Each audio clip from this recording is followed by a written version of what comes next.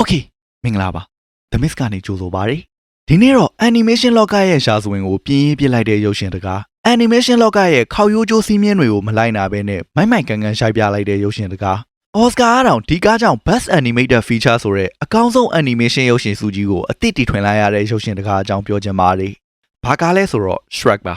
2000ခုနှစ်မှာ DreamWorks ကနေဖြန့်ချီခဲ့တဲ့ Shrek ရုပ်ရှင်ဟာကမ္ဘာတဝန်းကပရိသတ်တွေကိုဘယ် animated ရုပ်ရှင်ကမှမပေးဘူးတဲ့ဟာတာတွေနဲ့ share အောင်လုပ်ခဲ့ရုံနဲ့မကပဲ animation လောကရဲ့ရှာစွင်ကိုပါတဆက်တုံလှုပ်သွားစေတဲ့အထိဩဇာညောင်းခဲ့ပါတယ်။ animation လောကမှာဘယ်သူမှဥပဒေမထုတ်ထားပေမဲ့ studio တိုင်း director တိုင်းလိုက်နာကြတဲ့စီးမြင်တွေရှိပါတယ်။ဥပမာ princess တွေတိုင်းကလှလှလေးတွေပဲဖြစ်ရမယ်လို့သူရဲကောင်းတွေဆိုတာချော်ရမယ်ဒါမှမဟုတ်တိုင်းပြည်တစ်ခုရဲ့မင်းသားဖြစ်ရမယ်လို့အဲ့ဒီသူရဲကောင်းမင်းသားချောလေးကမင်းသမီးလေးကိုအန်ဒီရဲ့ရန်ဆွဲကြားကနေကာကွယ်ရမယ်လို့ပေါ့ Fairy Tale ကိုအခြေခံတဲ့ရုပ်ရှင်တိုင်းကဒီစီးမြင်တွေကို2000ခုနှစ်ကျော်အထိဘယ်သူမှမဖောက်ဖျက်ရဲခဲ့ပါဘူး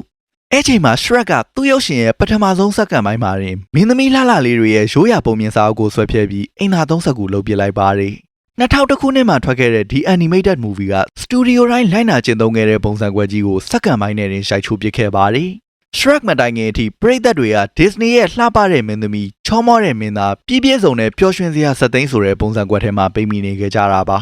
Shrek ကတော့မင်းသမီးချောလေးအစားရှုံးအိုင်ထဲမှာနေတဲ့ဘလူးရုပ်ဆိုးတစ်ကောင်ကိုရှေ့တန်းတင်ရှိုက်ပစ်လိုက်ပါတယ်ဒီဘလူးကရုပ်ဆိုးတဲ့အပြင်အနေအထိုင်ကလည်းညစ်ဆုပ်စားတာတောက်တာကလည်းညစ်ဆုပ်နဲ့တော်တော်ဆိုးပါဒါပေမဲ့အဲ့ဒီဘလူးကမင်းသမီးလေးကိုသွားခဲ့တင်မှာပါမင်းသမီးကိုယ်တိုင်ကလည်းညဘက်ဆိုဘလူးမဖြစ်သွားတဲ့အပြင်ရန်သူတွေကိုခရာတီးနဲ့တောင်စော်ပြခဲ့ပါသေးတယ်မင်းသမီးဆိုတာလှလှလေးနူးနူးညံ့ညံ့လေးဆိုတဲ့ logic ကရစရာတော့မရှိတော့ပါဘူးမင်းသားချောလေးဖြစ်တဲ့ Prince Charming ကိုလည်းသူရဲကောင်းပေးမလို့ပဲအာဝါဒလုပ်ပြလိုက်ပါတယ်ဒီလိုမျိုး Fairy Tale ပုံစံကွက်ကိုဖြောင်းမြန်လှန်ပြောင်းလဲခဲ့တာပဲ animation ဇာတ်လမ်းတွေရဲ့ storytelling ပုံစံအသစ်ကိုလမ်းဖောက်ပေးခဲ့တာလို့ပြောလို့ရပါတယ်စဉ်းစားကြည့်ပါ2001ခုနှစ်လွန်ခဲ့တဲ့25နှစ်လောက်တုန်းက animation hit ဆို Disney ရဲ့ပျော်စရာညင်ညင်ညောင်းညောင်းလှလှပပဇာတ်လမ်းလေးတွေပဲရာစုနှစ်တစ်ခုနီးပါးမင်းမှုနေတဲ့ကာလမှာDisney ကိုရော animation လောကတစ်ခုလုံးကိုပါဒဲဖြုတ်တဲ့ရုပ်ရှင်တကားကိုရှာရဲတဲ့တတိဆိုတာနင်းနေတော့မဟုတ်ပါဘူး။အဲ့လောက်တတိရှိနေခြင်းရဲ့နောက်ကွယ်မှာအကြောင်းပြချက်ကောင်းတစ်ခုလည်းရှိပါတယ်။ Shrek ရဲ့ထုတ်လုပ်သူတွေကတယောက်ကတစ်ချိန်လုံးက Disney ရဲ့ယာရုအတန်အသင်ကြီးတဲ့ဝန်ထမ်းပါ။ Disney ကယာရုတစ်ခုလစ်လက်သွားတော့သူကလစ်လက်သွားတဲ့နေရာကိုယာရုတိုးပေးဖို့တောင်းဆိုပါတယ်။ Disney ကတော့ယာရုမတိုးပေးတဲ့အပြင်အလုပ်ပါဖြုတ်လိုက်ပါတယ်။အဲ့မှာ Disney ကိုမကျေနပ်ပဲနောက်ထပ်မိတ်ဆွေ2ယောက်နဲ့ပေါင်းပြီး DreamWorks ကုမ္ပဏီကိုထောင်လိုက်ပါတယ်။ပြီးတော့ Disney ပေါ်သူ့ရဲ့မကျေနပ်ချက်တွေကိုပောက်ကွဲပြဖို့အတွက် Disney ကိုနှစ်ဖူးအစချေးမအစုံလှောင်ပြောင်ဖို့ Shrek ဆိုတဲ့ရုပ်ရှင်တကားရှိုက်လိုက်ပါတယ်ဒီမတိုင်ခင်ကာလအထိ animation ဆိုတာကလေးပဲကြည်တာပါကြီးတဲ့လူကြီးတွေရှိရင်တော့ရိုက်တဲ့ကားတွေကတော့ကလေးတွေအတွက်ပဲ100%ရှိရွယ်ပြီးရှိုက်တာပါဒါပေမဲ့ Shrek က adult humor ကို animated movie တကားမှာပထမဆုံးဝေဆာထည့်သွင်းခဲ့ပါတယ်animation ဆိုတာကလေးတွေပဲကြည့်ဖို့တသက်မဟုတ်ဘူးလူကြီးတွေလည်းကြည့်လို့ရတယ်ဆိုတာကို Shrek ကသက်သေပြခဲ့ပါတယ်adult humor ဆိုပေမဲ့ကလေးတွေလည်းကြည့်မှာဆိုတော့ရှိုင်းလို့မရပါဘူး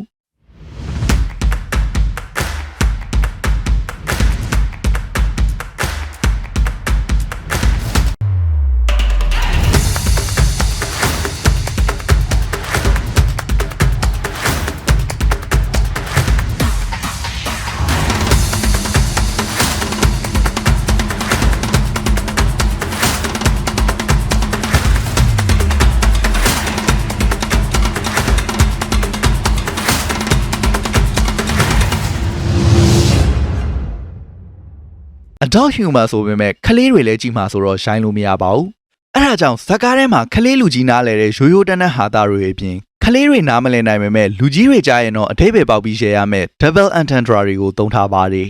ဘယ်နားတွေလဲဆိုတာဥပမာမပေးနေတော့ပါဘူးရုပ်ရှင်ကြည့်ပြီးတဲ့အထိအဲ့ဒီဟာတာတွေကိုမရှယ်လိုက်ရရင်ကိုလူကြီးညံမရှိသေးဘူးလို့ပဲမှတ်လိုက်ပါသူ့နောက်ကနေ Madagascar ကွန်ဖူးဘန်တာစတဲ့ရုပ်ရှင်တွေလည်းဒီလန်းစဉ်အတိုင်းလိုက်လာခဲ့ကြပါတယ်နောက်ပြီးတော့အဲ့ဒီခေတ်က animated movie ဆိုတာဇာတ်ကောင်တွေကအတန်ချိုလေးနဲ့တချင်းအေးလေးတွေဆိုကြတာကြီးပါပဲ animation hit ဆို Disney ရဲ့ musical ပုံစံပဲခေါက်ရိုးကျိုးနေတယ်ပေါ့ Shrek ကတော့ဇာတ်ကောင်တွေကိုယ်တိုင်တချင်းလိုက်ဆိုမဲ့အစား pop rock တချင်းတွေကို background music အဖြစ်သုံးခဲ့ပါတယ် Smash Mouth အဖွဲ့ရဲ့ All Star တချင်းနဲ့စတင်ဖွင့်လှစ်ခဲ့တဲ့ intro ဟာအခုထိ legendary ဖြစ်နေသေးပါလူသိများပြီးသားတချင်းတွေကိုထည့်သုံးသွားတာကလည်းဇာတ်ကားကိုလူငယ်တို့နဲ့ပိုပြီးနီးစပ်သွားစေတယ်လို့ပြောရပါမယ်Shrek က animation လောကကို storytelling နဲ့တော်လှန်ခဲ့တာမဟုတ်ပါဘူး။နည်းပညာပိုင်းမှာပါတော်လှန်ခဲ့ပါတယ်။နည်းပညာပိုင်းအရကြည့်ရင်လည်း Shrek က 3D computer animation လောကမှာအရေးပါတဲ့မှတ်တိုင်တစ်ခုဖြစ်ခဲ့ပါတယ် character တွေရဲ့အရှိပြားလှုပ်ရှားဟန်တွေအဝေးအစားတွန့်ကြတာတွေဖုံဖုံနဲ့ရှုံ့နှုံတွေကိုသဘာဝကျပြီးပြည်ပြင်းအောင်အထူးဖန်တီးခဲ့ပါတယ်ဇက်ကောင်တွေရဲ့မျက်နှာအမူအရာဖြစ်တဲ့ facial expression ပိုင်းမှာလည်း micro expression နည်းပညာနဲ့တည်တည်ချာချာလုပ်ခဲ့ပါတယ် micro expression ဆိုတာကြွက်သားလှုပ်ရှားမှုတွေခန္ဓာကိုယ်ကအရှိအကြောင်းတွေအထိအသေးစိတ်သဘာဝကျအောင်ပုံဖော်တာကိုဆိုလိုတာပါအဲ့လောက်စူးစမ်းခဲ့လို့လေဒီရုပ်ရှင်က 3D နည်းပညာကိုနောက်တစ်ဆင့်မြင့်တင်ပေးနိုင်ခဲ့ပါတယ်ဘယ်လောက်ထိလဲဆို Shrek ရဲ့အောင်မြင်မှုနဲ့နည်းပညာဆိုင်ရာကောင်းမွန်မှုတွေကအကယ်ဒမီစုပေးပွဲသမိုင်းကိုပါပြောင်းလဲပြင်နိုင်လိုက်ပါတယ်ဒီရုပ်ရှင်ထွက်လာတဲ့2000ခုနှစ်အထိ Oscar မှာ Best Animated Feature အကောင်းဆုံး Animation ဆုဆိုတဲ့ category မရှိခဲ့ပါဘူးသူ့မတိုင်ခင်တော့ကလည်း Animation တွေအများကြီးရိုက်ခဲ့ကြပေမဲ့အများစုက Disney တယောက်တည်းရိုက်တာမို့ဘယ်သူမှဆုပေးဖို့မစဉ်းစားခဲ့ဘူးပါဘူးပြီးလဲနှစ်တိုင်း Disney ပဲရနေမှာပါဒါပေမဲ့ Shrek ရုပ်ရှင်က Disney အပြင် Animation လောကကိုမြင့်တင်နေတဲ့ Studio တွေရှိသေးတယ်ဆိုတာကိုသက်သေပြလိုက်သလိုဖြစ်သွားပါတယ်ဒါကြောင့် Oscar ကလည်း2002ခုနှစ်84ကြိမ်မြောက် Oscar ဆုပေးပွဲကြတော့ငါတို့တွေ Animated Movie လောကကိုလည်းအသိအမှတ်ပြုဝေအောင်မှာပဲဆိုတဲ့အတွေးပေါက်သွားပါတယ်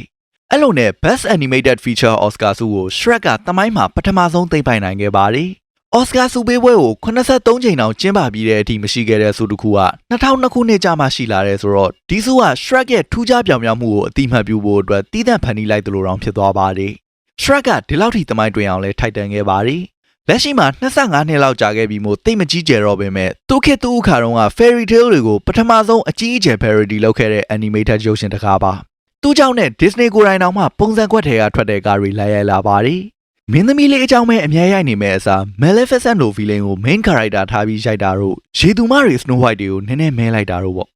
Shrek ရဲ့အောင်မြင်မှုကြောင့် DreamWorks က animation လောကမှာ Disney ရဲ့အကြီးဆုံးပြိုင်ဘက် studio ဖြစ်လာခဲ့ပါတယ်။နောက်ပိုင်းဆက်ထွက်တဲ့ Kung Fu Panda, How to Train Your Dragon တို့ဆိုရင်သူနဲ့ခေတ်ပြိုင် Disney ကားတိုင်းဒီပါကိုရိုက်ချသွားနိုင်ခဲ့ပါတယ်။ animation လောကမှာမင်းသမီးဆိုတာလှလှလေးတွေပဲဖြစ်ရမယ်။သူရဲ့ကောင်းမင်းသားဆိုတာချောမောခံကြရမယ်။မင်းသားကမင်းသမီးကိုကယ်တင်ရမယ်ပြီးရင်အချစ်စိတ်ရဲ့အနံလေးပေးရမယ်စတဲ့လူတိုင်းလိုက်နိုင်ရမယ်စီးမြင်တွေကိုရေးထားတဲ့ rule book ကြီးတအုပ်ရှိတယ်ဆိုပါစို့ Shrek ကအဲ့ဒီ rule book ကြီးကိုအစအဆုံးတေးသေးချာချာဖတ်ပြီးမှဘေးနားပြစ်ချပြီးတစ်ခုချင်းကိုထိုင်ဖောက်ဖြတ်တဲ့ရုပ်ရှင်မျိုးပါ